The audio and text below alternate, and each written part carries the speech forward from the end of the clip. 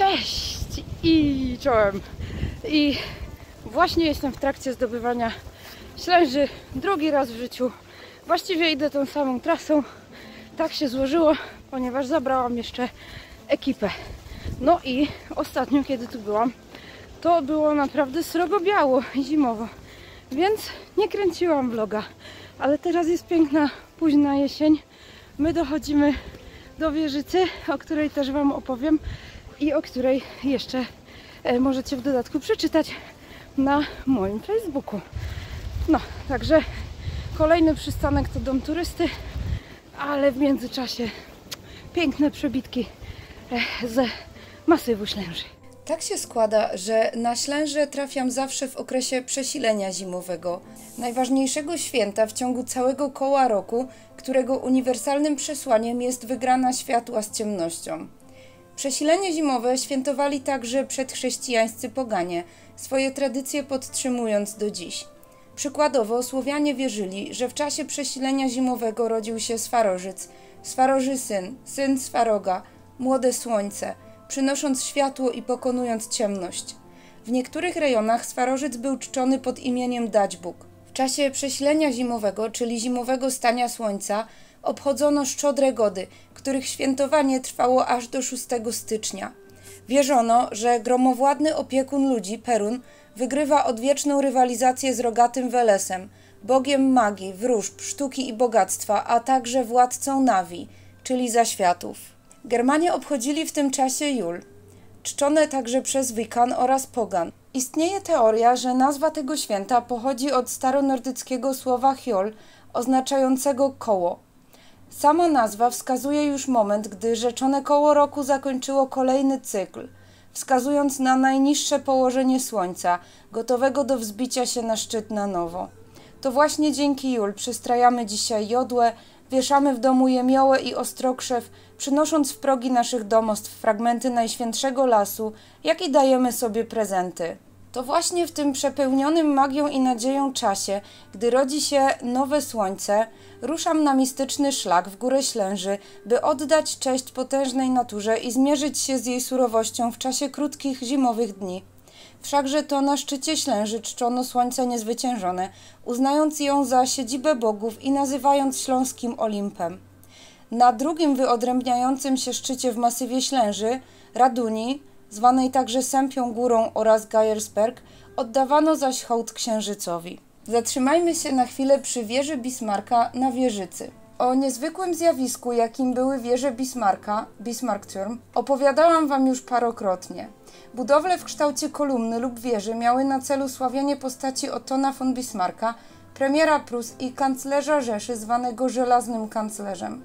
15-metrowa konstrukcja na Wieżycy, Bismarckturm Zopten, była budowana w latach 1906-1907. Została wykonana z granitu pochodzącego z masywu Ślęży.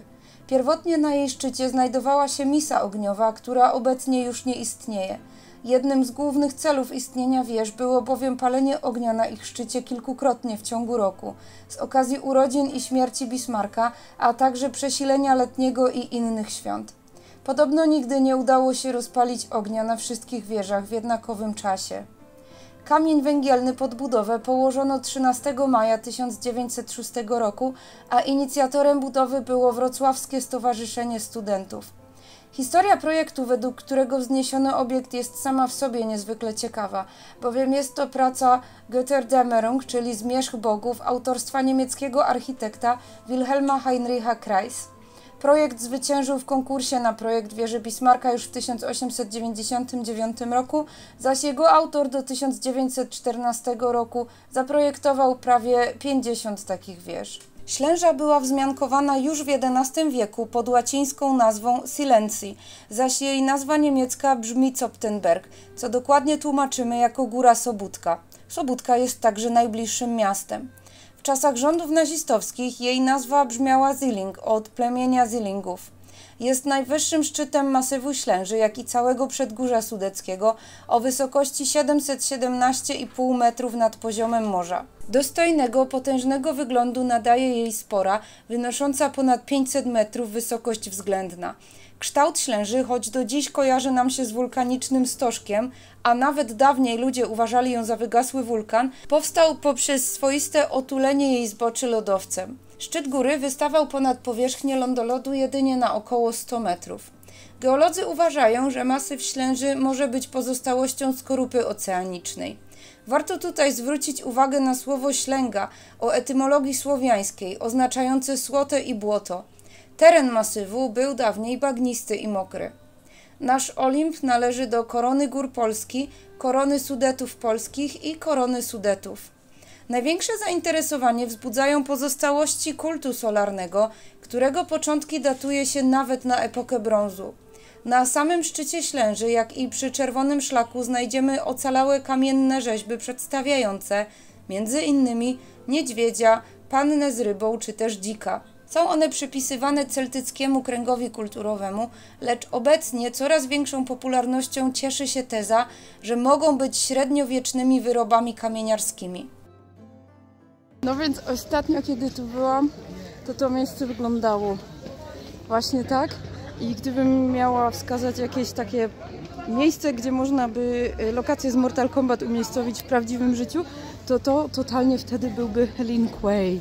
No, ale Lin Kuei nie istnieje, niestety. Chociaż ja jestem Sub-Zero. Oprócz rzeźb w rejonie Ślęży odnaleziono mniejsze posągi z ukośnym krzyżem łączonym z kultem solarnym, jak i kamienne wały o szerokości około 12 metrów. Obrzędy pogańskie wzmiankuje także kronikarz Titmar przy okazji opisu obrony Niemczy w sierpniu 1017 roku w czasie wojny polsko-niemieckiej Bolesława Chrobrego z Henrykiem II Świętym. Titmar pisze: znajdująca się w krainie Ślężan bardzo wysoka góra, która tejże nadała nazwę, wielkiej doznawała czci u wszystkich mieszkańców z powodu swego ogromu oraz przeznaczenia, jako że odprawiano na niej pogańskie obrzędy.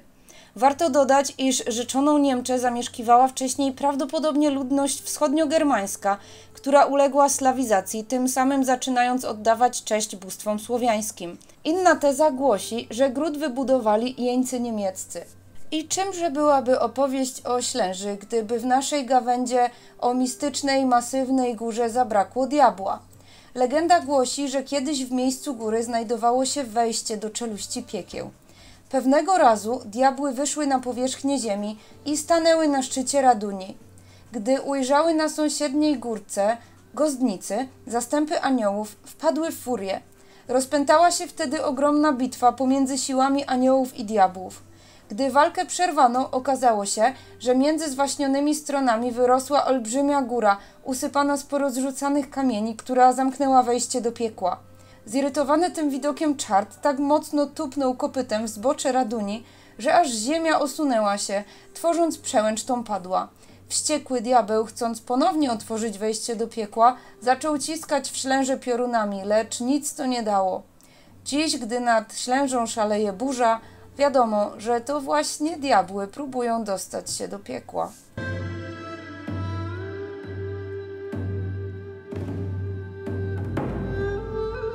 Z tego miejsca składam najserdeczniejsze podziękowania dla wszystkich moich patronów, a są to Anika, Patryk, Janusz, Artur i Jakub. Dziękuję bardzo.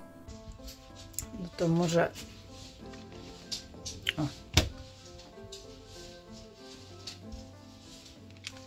Będę tu musiała troszkę reorganizować chyba.